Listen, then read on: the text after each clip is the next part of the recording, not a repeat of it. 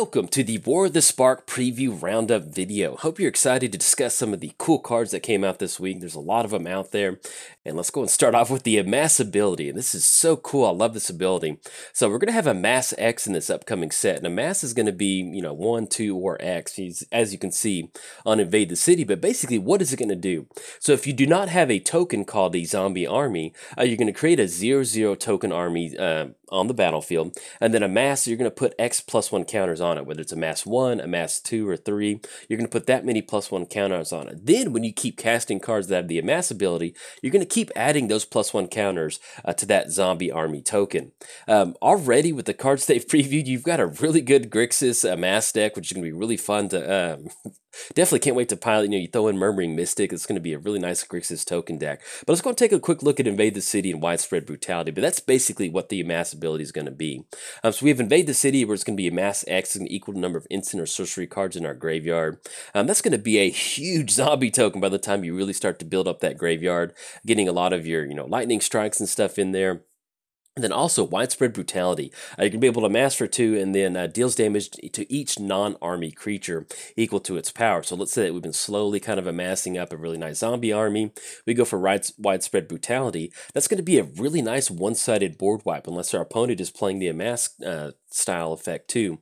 So you're going to end up with this one-sided board effect that's really going to allow you to put some pressure on your opponent and close the game out. There's also Dreadhorde Invasion, which is kind of like the Bitter Blossom of Standard. At the beginning of your upkeep, you're going to lose a life and amass for 1. That way, if you keep throwing this zombie army in front of a blocker, making it a blocker for you, or simply just being able to get a token every single turn, that is going to be a very nice effect. But you can definitely see you already have the makings of a Grixis deck like there, and I cannot wait to play it. It's going to be a lot of fun.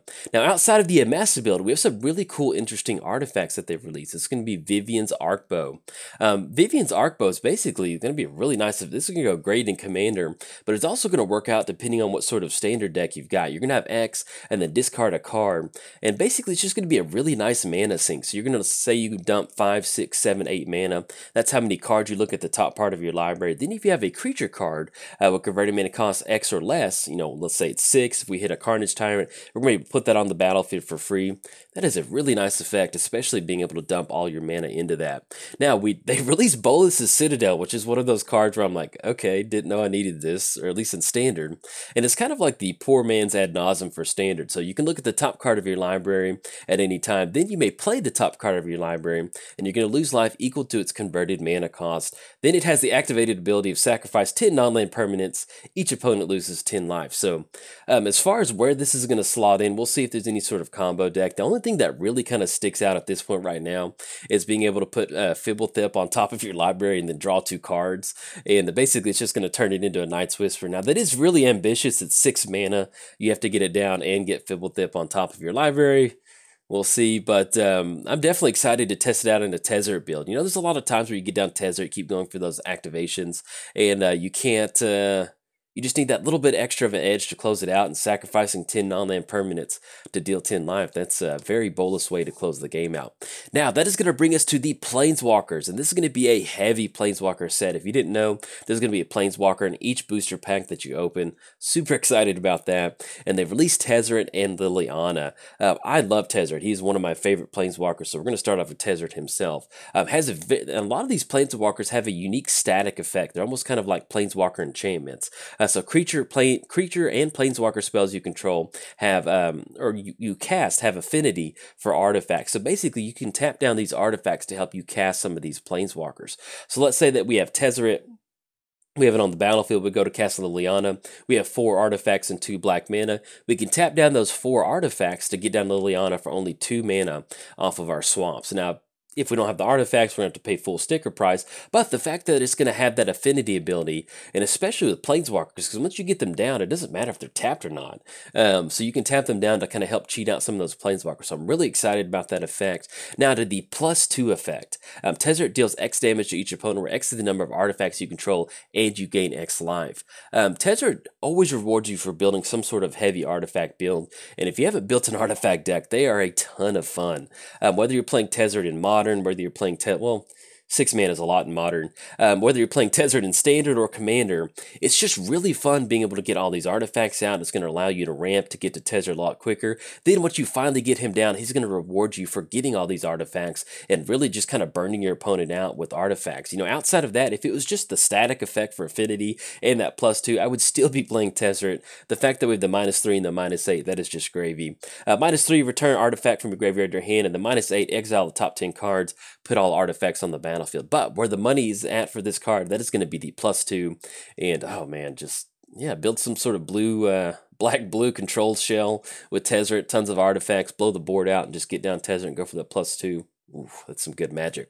Now, let's move over to Liliana. This is a very nice effect. Whenever a creature you control dies, draw a card. So this is going to be one of those, you can build some sort of green-black Golgari deck to where if your creatures die, it's not really going to matter because you can cash in some card draw. This is just going to be a really nice value creature. You know, you get not creature, Planeswalker.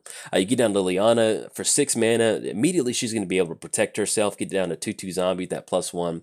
Then we have the -4. Each player sacrifices 2 artifacts, or 2 creatures.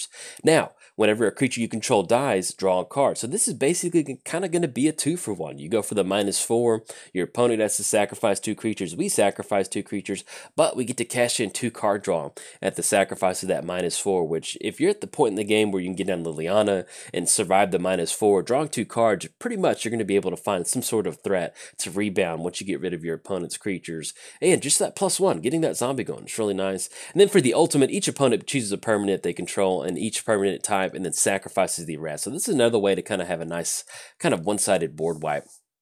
Now, moving on to the other Planeswalkers, we have Ajani the Great-Hearted and Samut.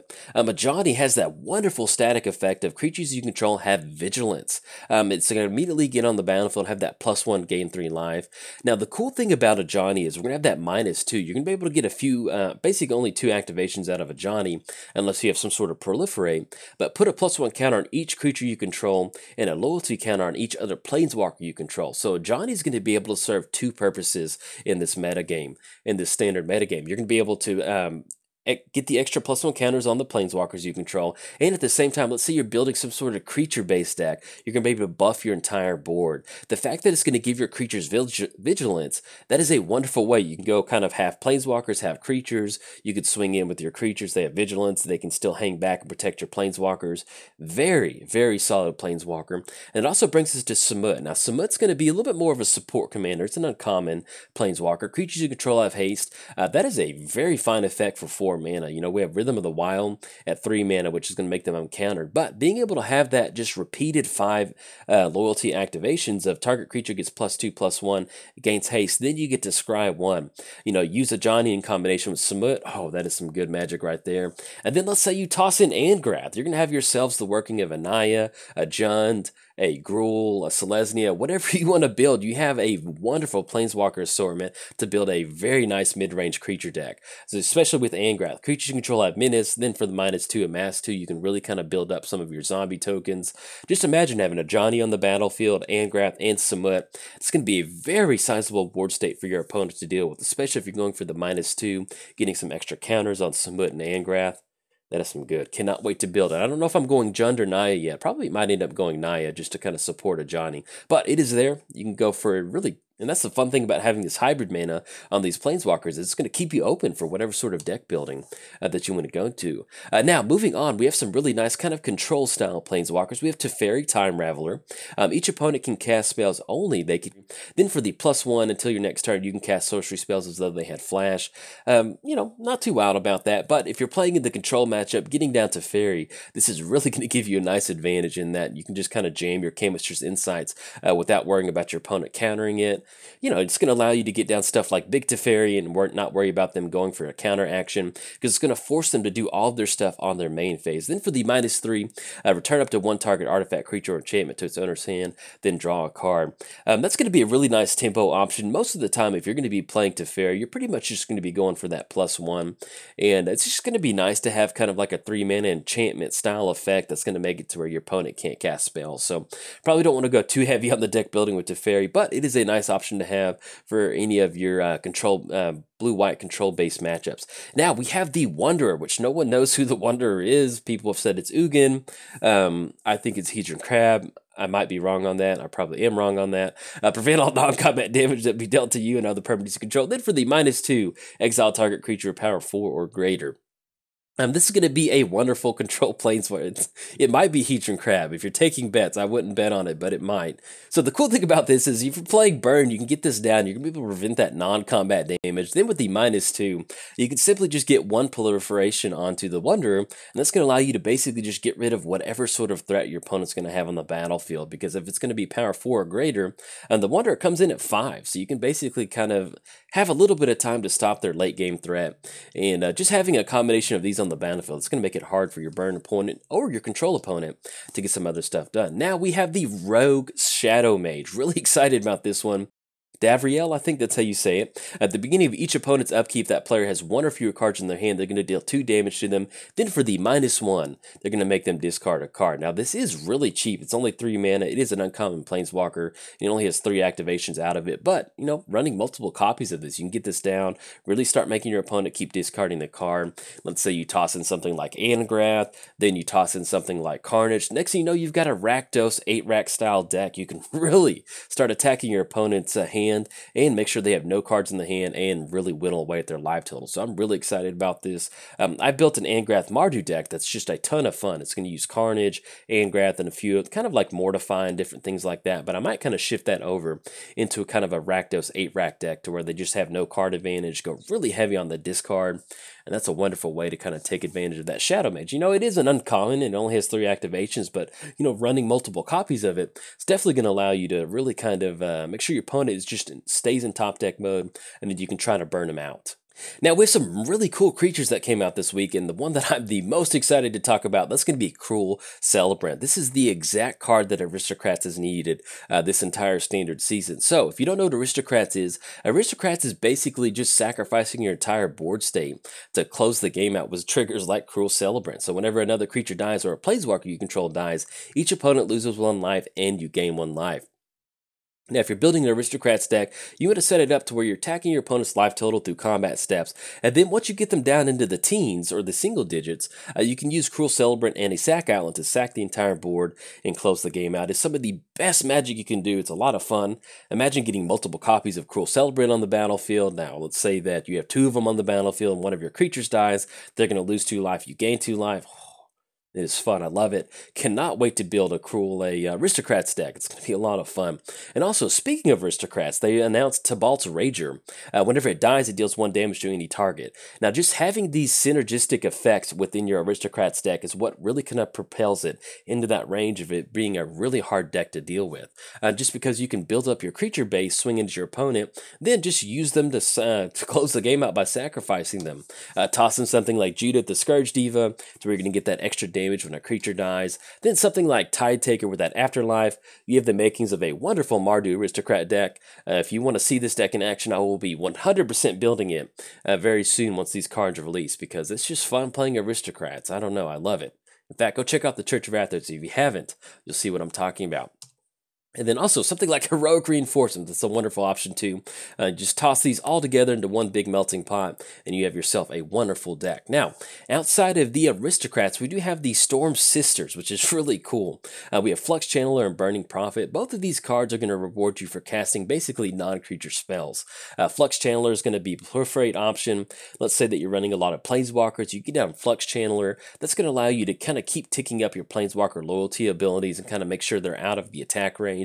Same thing with Burning Prophet. Whenever you cast a non-creature spell, it's going to get +1/+0 and give you that scry option too, which is really going to help you kind of filter through some of your deck. And just, you know, if you've never had this effect on the battlefield where you get down some sort of creature like Burning Prophet, getting that scry option really helps you just really go through your deck. It generates some really nice card advantage. And of course, if you're going to be the Storm Sisters, you need a tank to drive. This is not in English, but basically I checked the translation this morning. It's going to turn into a vehicle whenever you cast a non-creature spell. 3/2, and then it's going to get +1/+1. So if you can build some sort of combination of these cards, you can end up with Burning Prophet, Flux Channeler, you can get the Proliferate on the tank. Oh, that's going to be some good magic right there. Yeah, that's going to be Storm Tank. I don't know. I kind of like the sound of that. Now, outside of these storm creatures, we got some really nice utility creatures. Paradise Druid was announced this week. It has hexproof as long as it's untapped, and you get any color mana.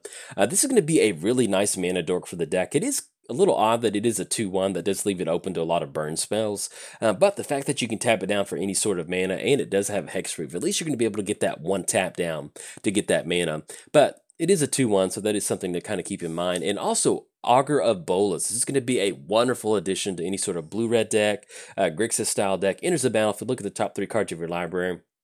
You get to reveal an instant or sorcery card, put them back into your hand. This is going to help you in your aggro matches. You can get this down if you're playing control. You're going to have at least a 1/3. You can be able to stop a lot of those 1/1s or those 2/2s that your opponent's going to be swinging in with turn after turn. And at the same time, generate some extra card advantage by digging for instant and sorceries. Love Augur of Bolas. It's going to basically replace Omen Speaker, or at least be in addition to Omen Speaker. Now, that's going to bring us to Storvev, or however you say it, the Lich King, Zombie Lich. I love this card. You know, this is going to be great for Sultai. This is going to be great for Jund style deck. This is going to be great for any sort of green-black deck. This is just what I consider just a very, very good mid-range creature. The only downside to it is that it's legendary, so you can have multiple copies of it, but it does have trample, and then whenever it deals combat damage to a player or planeswalker, return a creature or planeswalker card from your graveyard back to your hand. So let's say that you're building some sort of Jund or Abzan, Golgari style deck where you have a lot of those cheap planeswalkers on the battlefield. You can push in with the 5/4 with trample. Most of the time when you're swinging over the 5/4, you're going to get that trample damage through. That's going to allow you to bring stuff out of the graveyard. That's going to allow you to go for stuff like Altar's Reap, where you can keep sacrificing creatures to get some card draw. Either way, this is going to be a wonderful threat to get down on turn 4. It's going to be a wonderful thing for you to generate some extra card advantage by bringing stuff out of the graveyard. And it's going to be a way for you to close the game out by swinging at your opponent. Let's say you would have built some sort of Voltron package with the Black Blade. Hey, it has trample. Toss it on there. You're going to have a lot of lands. You're going to be really happy. But anyway, cannot wait to build this card in Commander. It's going to be a lot of fun. It's going to be a little bit better than Izoni, which I'm really excited. I like Izoni, but Izoni was a little clunky to kind of play around. So now that's going to bring us to Dreadhorde Arcanist. Trample. Whenever it attacks, you cast target instant or sorcery card with converting mana cost less than or equal to its power from your graveyard without paying its mana cost. Now immediately, right off the bat, this is kind of a little bit more of a modern style approach that we're going to look at it. This is going to open you up to something like Ancestral Vision. So you dump Ancestral Vision in your graveyard with something like Faithless Looting, swinging with Arcanist, you're going to be able to draw 3 cards, cast it for free, or if you just want to go wide and go really big, depending on how you set your graveyard up, you can use something like Become Immense to get some really cheap spells off of it, really get that nice power and toughness bonus, and end up with a really nice Arcanist. So kind of depending on what you want to go for, you know, right off the bat, you can see where there's already the makings for a Teamer deck in Modern, but pretty much the cool interaction to remind with Dreadhorde Arcanist is basically you can cast Ancestral Vision for free out of your graveyard. Draw 2 cards, swinging in. Oh, that sounds like a lot of fun. Now, outside of those spells, we do have some really nice removal. This is going to be Single Combat and Ravnica at War. I don't know if you read comics, but if you've read Curse Words, the main wizard and Ruby, I don't know, they remind me of Soren and Nahiri. I don't know, I can't get that out of my mind. Anyway, so we have Single Combat. Each player chooses a creature or planeswalker they control, then sacrifices the rest. Then players can't cast creature or planeswalker spells until your next turn. This is a wonderful board wipe. You're going to be able to clear the board. They're going to have 1 creature down, and then they can't rebuild once you go for this board wipe. And hopefully you set it up to where you're going to keep a really nice creature, and you're going to be really set up for that. There's also Ravnica at War. Exile all multicolored permanents. So this is going to be a good way to kind of reset on any sort of really heavy planeswalker board state. A lot of your planeswalkers are going to be multicolored. There's a lot of multicolored creatures running around. You know, this is not going to help you out in any sort of burn matchup. Most of that stuff's going to be mono red. But if you're playing the control matchup, you know, there's a lot of stuff that's going to be multicolored. It's a really cheap effect to kind of get rid of that stuff. And there's also Time Warp, which is going to be a wonderful board wipe for control decks. Return a creature you control to your hand, then destroy all creatures. Now, you do need to have a creature you have on the battlefield. Just turn it back. But this is pretty much exactly what a blue-white control deck wants to do. You know, let's say we get down something like Night Veil. We get down the Sphinx, enters the battlefield, get that Surveil. That's going to be our closing threat. We can use Time Wipe to clear the board out, clear the way for him to swing in, and basically just kind of go ham on attacking our opponent's life total. Really nice to have just a whole assortment of new board wipes for this new set that's coming out. And of course, it's going to bring us to the sacrifice style effects they announced. It's going to be Liliana's Triumph. mainly this is going to be good in standard. This will be good, but it's also going to be really good in modern. You know, we don't have a 2-mana sacrifice instant speed effect in modern, so it's going to be really nice to see where this kind of settles into the modern meta game. It also brings us to Angrath's Rampage. Choose one. Target player sacrifices an artifact or creature or a planeswalker. You get to choose which one you want. It is always nice to have modal effects like that, you know, whether it's standard, whether it's modern, or whether it's commander. Being able to choose whatever you need at that particular time, especially with it being red-black, this is a great card. Cannot wait to get this update. It's going to go into a lot of my commander decks, and can't wait to kind of start testing it out, especially in your standard decks. You know, there's going to be a lot of planeswalkers walking around. Probably want to bump up the Angrath's Rampage a lot, but that is going to be it for the video. With these preview videos, instead of doing one every single day, I just kind of wanted to highlight some of the cards. In this particular video, we're going to be looking at the standard and modern videos. So I'm going to be putting out a commander video after this weekend, a little bit more of a commander approach. But yeah, just kind of wanted to condense them all into one big video. Hope you have a good weekend, and if you enjoyed the video, like and subscribe. Thanks. Bye.